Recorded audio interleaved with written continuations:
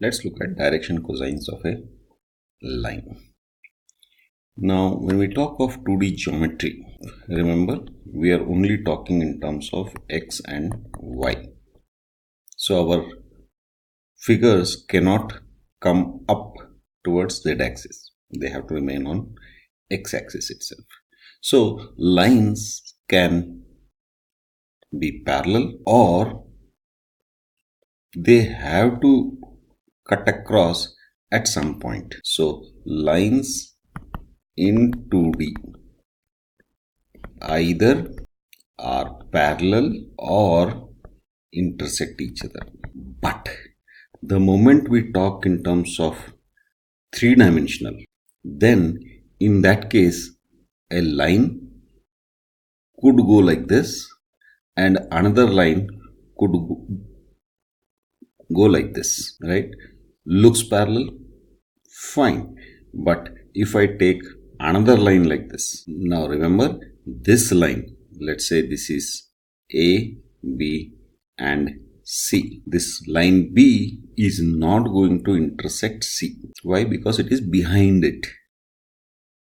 So in 3D, lines may or may not intersect each other even though they are not parallel. Such lines are called skew lines.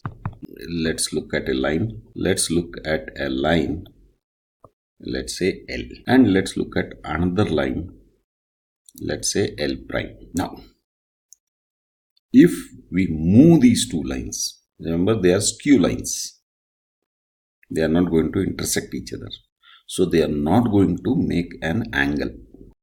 Now, we move these two lines in such a way. So move the lines L and L prime such that they start from same point. They form an angle. So let's say this is the angle and this is the. This is L prime, this is L. So I just moved them so that they touch each other at one end. This angle so formed is defined as the angle between the two lines drawn parallel to them through any point in space, usually the origin or coordinate axis. So we have the coordinate axis. We move this line L so that it starts from origin. And similarly, we take L prime and we start it from origin. But remember, we make sure that they are parallel to the original lines, and now it forms an angle. Now, before we look at the angle formed between two skewed lines, let's look at the angle formed by a line, with respect to the coordinate axis. So let's see. Let's say this is the line. Okay, now we move this line so that it is parallel to L. Let's say this is L prime. Now the angle formed is, let us say this is X, this is Y and this is Z.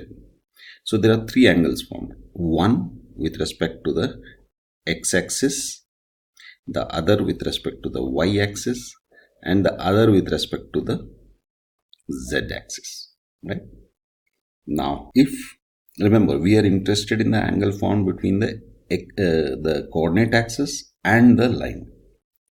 So here, if you notice, the coordinate axis will be the adjacent line and the line L prime would be the hypotenuse. So using adjacent line and hypotenuse, what we can form is cos. So cos alpha is, let's say, L. Cos beta is equal to M. Cos gamma is equal to n. Now these are called direction cosines, because in a way these angles they show us the direction in which this line is going.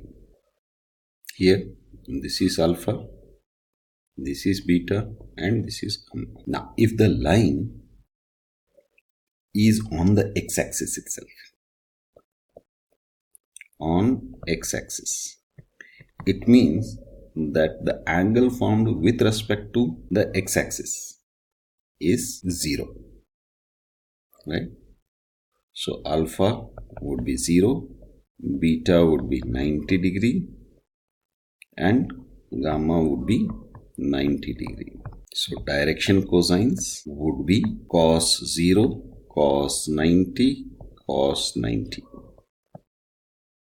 which is equal to cos 0 is 1, cos 90 is 0, cos 90 is 0, 1 0 0. Similarly, if alpha equal to 90 degree, beta is equal to 0 degree, and gamma equal to 90 degree, then the direction cosines would be 0 1 0.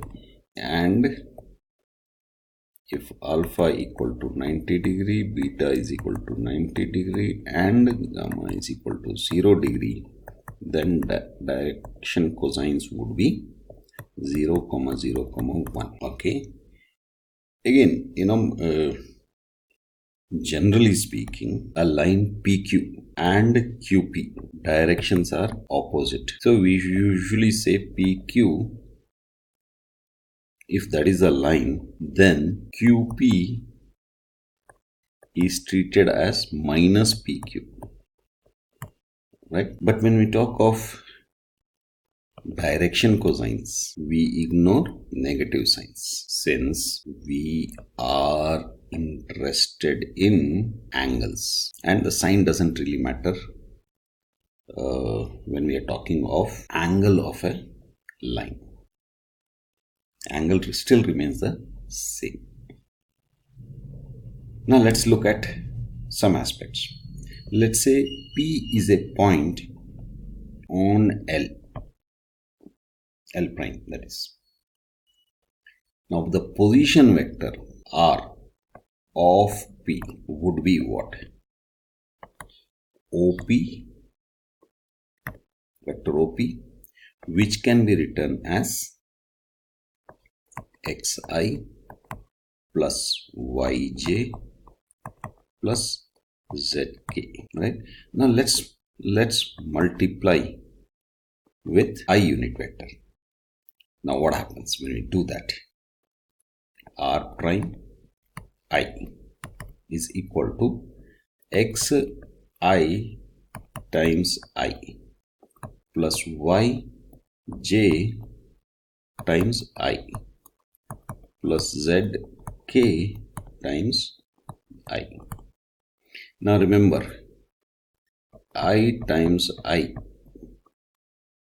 or j times j or k times k is always equal to 1, and I times j